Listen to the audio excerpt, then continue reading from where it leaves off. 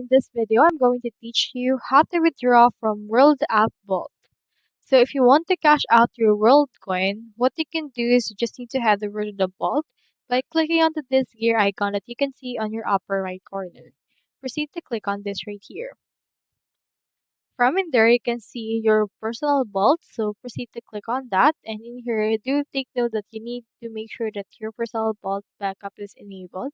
We have in here our vault key, orb images, credentials, and the likes. So with this, you can click on any which one of them and make sure that they are enabled. Now, if you wish to withdraw from your vault, just head over to your wallet. We have in here a network, a currency, and our address. Now, for this case, what we can do is we can just send the world coin into other people.